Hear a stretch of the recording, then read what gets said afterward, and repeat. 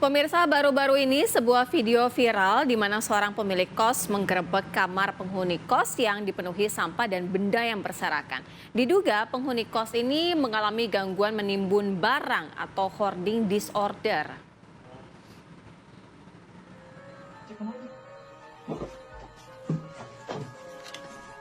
Dalam video yang beredar, terlihat pemilik kos mendatangi salah satu kamar untuk melihat kondisi di dalamnya.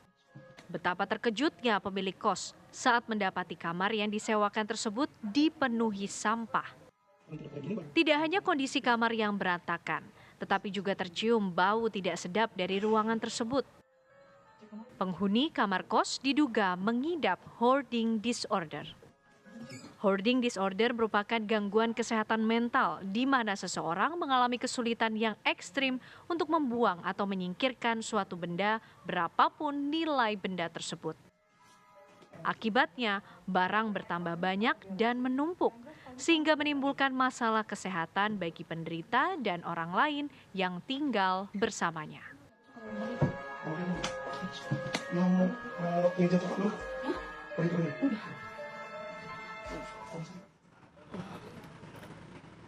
Sebenarnya apa sih yang dimaksud dengan hoarding disorder? Apakah ini indikasi adanya gangguan kejiwaan dan juga apakah bisa disembuhkan sebenarnya ya? Kita akan bergabung bersama Dr. Dian Widiastuti selaku psikiater. Assalamualaikum, selamat pagi Dr. Dian. Selamat pagi. Selamat pagi, Mbak Sera, Mbak Rati. Dokter Dian, kita mengacu pada kasus yang baru saja kita tampilkan. Ini di sebuah kamar kos yang penuh dengan barang begitu ya, mengakibatkan mungkin juga ini bau tidak sedap dan lain sebagainya begitu. Dokter Dian, berbicara mengenai hoarding disorder, ini sebenarnya apa sih dok? Apakah memang ini indikasi sebuah gangguan kejiwaan kepada seseorang?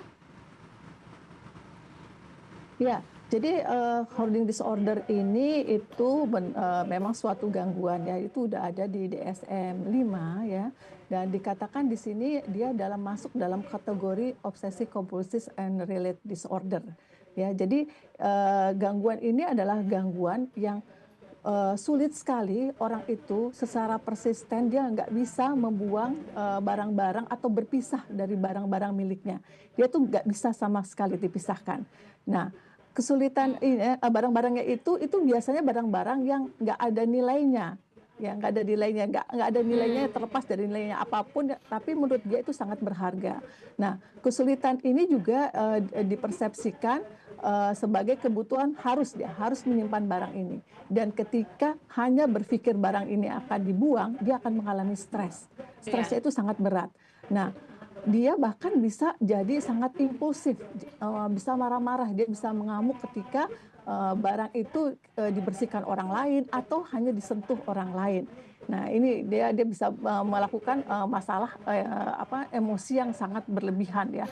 Nah, kesulitan untuk membuang barang ini kan mengakibatkan dia menimbun barang dia terus-menerus. Ini kan seperti dilihat dari gambar ini nih, dari TikTok ini kita bisa lihat nih barang-barang semua nggak ada celahnya ya. Kita bisa lihat di situ kotor sekali, mungkin ada serangga-serangga, ada binatang-binatang, ada ventilasinya juga nggak cukup baik. Padahal untuk kesehatannya sendiri itu sudah tidak baik untuk dia, tapi dia nggak bisa sama sekali untuk melepaskan itu semua. Nah, biasanya perilaku seperti ini intinya bahwa dia menimbulkan gangguan dia secara fungsi, baik secara fungsi sosialnya, fungsi perannya, ya fungsinya dia sehari-hari itu sangat terganggu, dan orang sekitarnya itu juga sangat sangat terganggu dengan tadi ya baunya yang luar biasa ya dan sebagainya. Nah, terus tapi perilaku ini kita juga harus bedakan bahwa dia bukan disebabkan karena penyebab organik ya, penyebab bahwa dia ada mungkin kelainan stroke ya, penyakit yang lain atau penyakit depresi atau yang lain, itu nggak ada hubungannya dengan penyakit-penyakit tersebut. Tapi mungkin ada komorbidnya. Mungkin ada yang mengakibatkan memperberat kondisi tersebut sehingga dia tidak bisa melepaskan barang-barang yang dipikirnya sangat bernilai buat dia. Gitu, Kak. Jadi paling besarnya itu ada insekuritas. Si pengidap hoarding disorder ini mengetahui tidak kalau dirinya ini tidak baik-baik saja, mengalami gangguan dengan suka menimbun barang, atau bahkan dia kalau misalnya di dunia luar biasa-biasa saja, tidak terlihat seperti orang yang mengidap hoarding disorder. Ya, kadang-kadang ya gangguan ini kan tidak terdiagnosis karena mereka tidak mau untuk membicarakan masalah ini. Mereka juga nggak paham bahwa ini mungkin suatu gangguan yang harus di-treatment, diterapi. Mungkin karena ini kan kaitannya mungkin ini orang tuanya mungkin seperti itu, mungkin ya ini kita nggak bisa. Tapi ada kaitannya dengan ada budaya, ada pola asuh, kemudian ada traumatik yang bisa mengakibatkan mereka memang tidak bisa untuk melakukan membersihkan atau melepaskan barang-barang tersebut. Jadi mereka tidak menyadari bahwa itu suatu gangguan masalahnya. Tapi ketika mereka menyadari itu, mereka jadi malu dan mereka juga nggak mau untuk mengatakan bahwa mereka itu perlu pertolongan. Ya akibatnya mereka malah mengisolasi diri gitu, Kak. Dokter, kalau berbicara mengenai hoarding disorder ini sebenarnya bisa diketahui sejak usia berapa, Dok? Apakah memang bisa disembuhkankah atau memang seperti apa memang?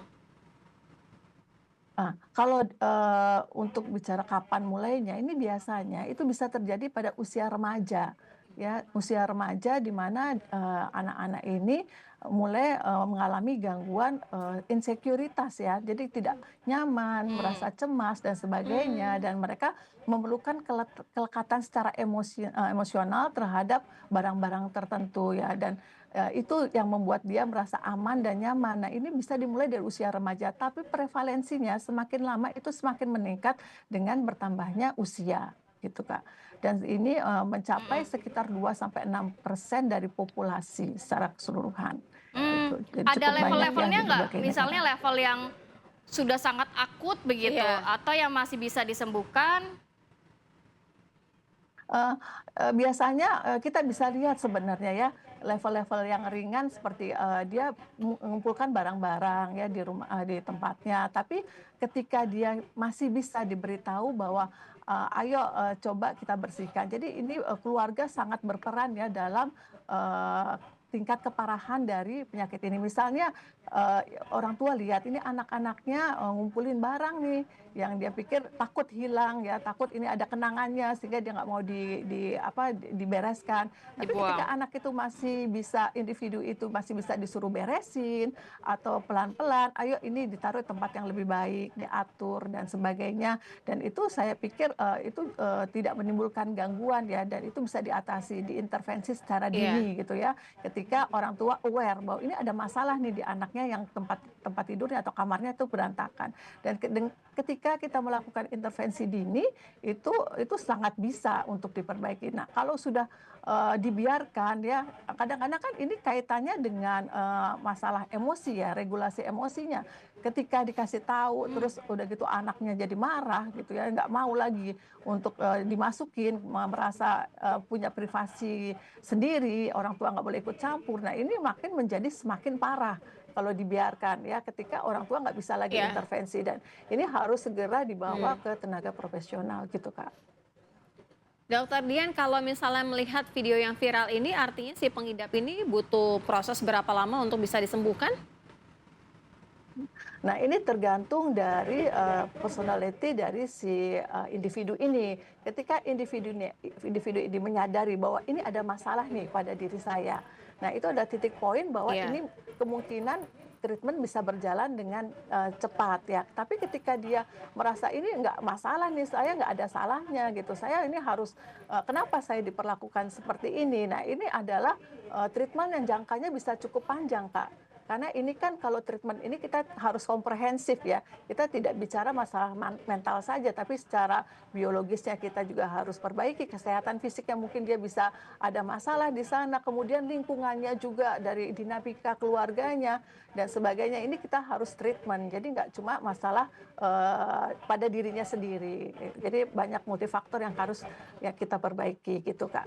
Tapi tergantung dari tingkat Baik, baik. keparahan atau awareness insight dari si orang tersebut bahwa dirinya memiliki masalah gitu, Kak. Baik, terima kasih banyak Dokter Dian atas informasi dan waktunya pagi hari ini. Jadi untuk pemirsa yang merasa nampaknya saya terindikasi hoarding disorder, bisa datang ke ahlinya begitu ya, biar bisa deteksi, Diarahkan disembuhkan kemudian ya. juga disembuhkan Ya. begitu ya dengan ada treatment-treatment tertentu. Terima kasih Dokter Dian. Assalamualaikum. Terima kasih dokter. Ya, ya, sama-sama. Salam.